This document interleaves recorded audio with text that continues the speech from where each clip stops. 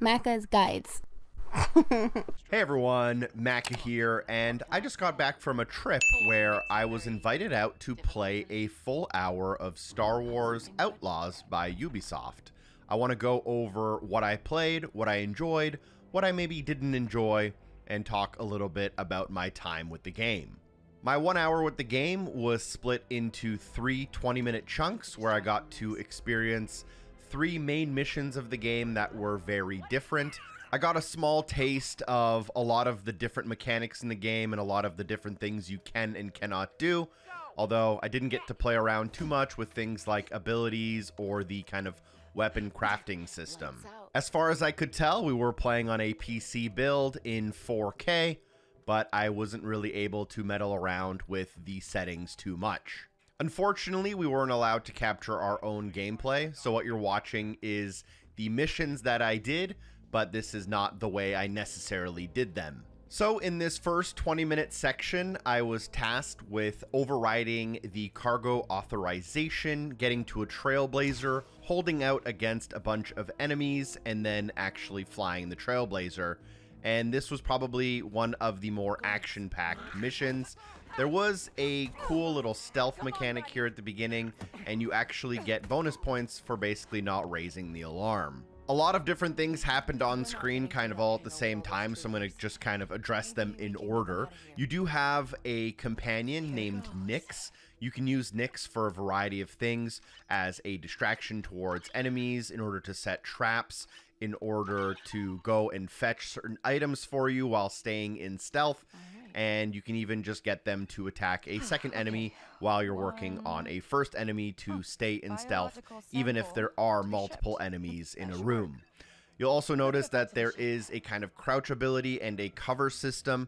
I heard a lot of people comparing it to Uncharted, which I think is generally a good thing. That's probably one of the best third-person kind of action adventure shooting games out there. And there are also a decent chunk of stealth mechanics as you saw them in that first section there. Control-wise, it did take a little bit of getting used to using my companion pal in order to actually be helpful. Figuring out the controls wasn't that easy, but that tends to be the case when you're thrown into the middle of a game during an event like I was here. But with that being said, I was very impressed with the movement of the characters, the animations within the movement, the shooting mechanics, the reload kind of minigame, Gears of War style. All of those felt very good, very tight, and very well finished and polished. It was a little bit awkward to pick up and switch weapons. Not sure, again, if that's a control I was missing or just the way the gameplay is intended. There's also a cool mark and execute ability, which reminded me of a classic and favorite Splinter Cell Blacklist. But once you held off for long enough here against the Empire, you were able to then board the Trailblazer and escape the station. Rewatching the footage, one of the things I was also really impressed with was the heads-up display. It is pretty minimal, but in the best way possible. It really lets the art style and the graphics shine and pop. I think Ubisoft has completely nailed the feeling, art, graphics, and sound to really engage you into the full Star Wars experience here. With that being said, we then moved on to the actual ship combat, which was probably my least favorite part of the demo I played. Now maybe it's as simple as going into the menu and changing up some of the controls or disabling the auto aim a little bit, but I found the ship combat to be a little bit easy and a little bit maybe unexciting. Again, they did a great job with the visuals, the audio, and the overall feeling of putting you into the Star Wars universe. But I felt like maybe from a gameplay perspective, there could have been one little extra mechanic thrown in there. And then at the end of the first 20-minute mission, I was able to land my ship, and I think this is what a lot of people are going to enjoy about this game, is that whole Star Wars universe, front to back, in an open world. You can visit the cantina, you can go to a gaming parlor and play games that exist within the Star Wars universe.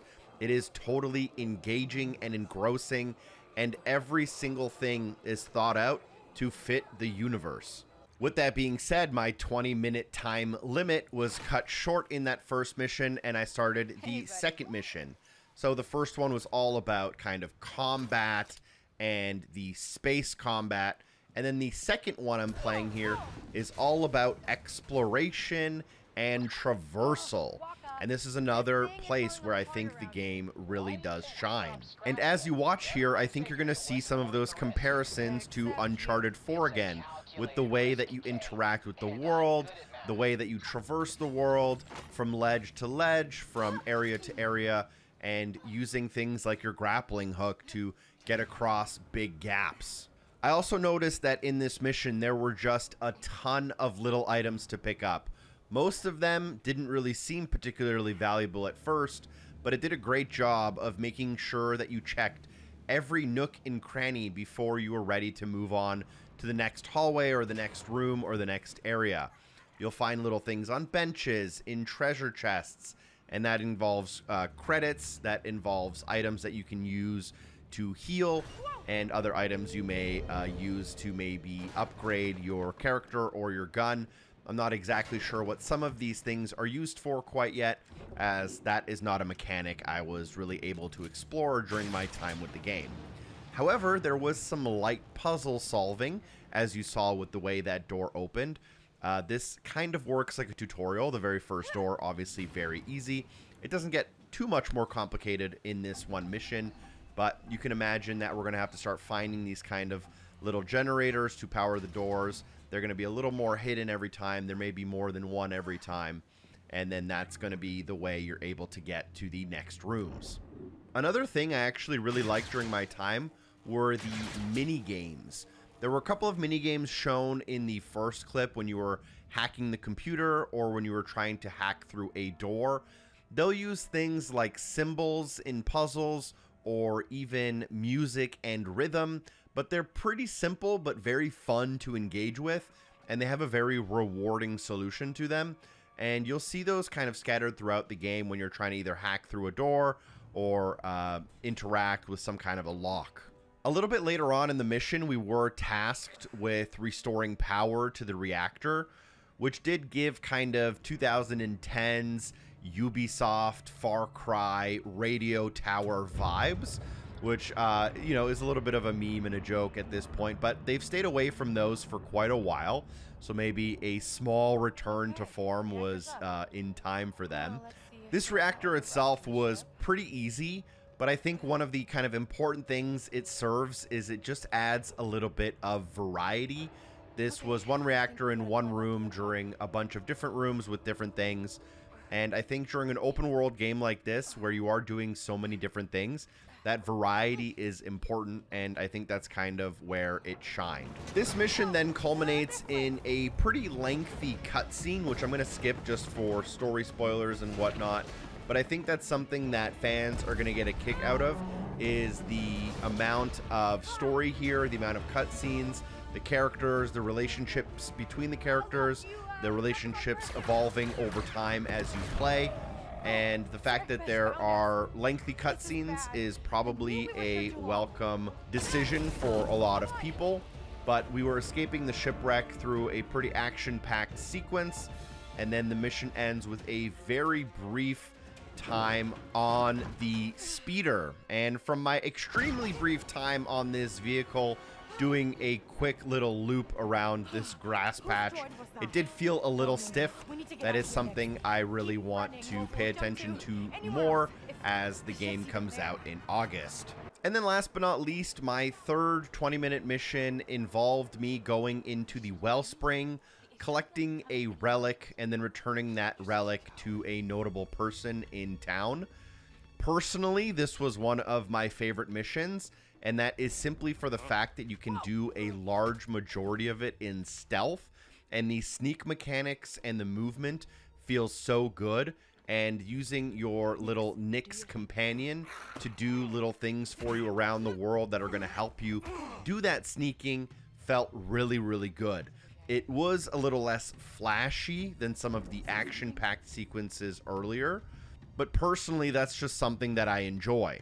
You're also able to use your companion to kind of mark enemies through walls, which helps you kind of keep track of the environment. I would say generally it's on the easier end. You're definitely not going to find yourself really struggling to maintain stealth. And although I can't speak to the rest of the game, I did notice that this isn't one of those instant fail mechanics. If you do break stealth, what's going to happen is the enemies are going to see you. They're going to communicate that you're in their base. They're going to draw their weapons, and then you'll have to kind of just fight your way out. So you do have that kind of fallback just in case the stealth doesn't work out. I'm not sure if you do break stealth, if you can kind of restart a checkpoint. That is something I'd have to experiment with and find out. But our goal here is to basically drop the energy barrier so that we can steal the relic in the middle of the room. And we need a key card to do that. And you can actually just steal the key card using Nyx, which is a really cool mechanic.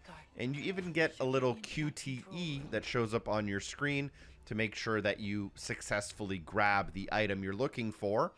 I think this is just a decent way of getting you kind of more involved in the gameplay, so you're not just sitting back and waiting. And once you do grab the relic, in this mission at least, it will automatically break stealth for you. So then you will have to kind of fight your way out or escape. There are, I think, 2 different ways to escape, but I wasn't able to necessarily confirm that. And then the mission will end with us delivering the relic. One mechanic I kind of saw popping up a little bit here and there was the reputation mechanic. From what I could tell, if you were to do this mission in non-stealth, this would make you have a negative reputation with the people that you are stealing the relic from. Whereas if you are able to maintain stealth, I think there is less of an impact on your negative reputation. I did ask for some clarification on how the reputation system works, but the Ubisoft representatives were not really able to comment at this time. I guess there's some more info to come out in the coming weeks or even month as to how that's going to work. But it does seem like there are mechanics that allow you to have alliances kind of in certain directions, which is very cool touch. Another mechanic that I kind of saw but wasn't really able to experiment with were the abilities.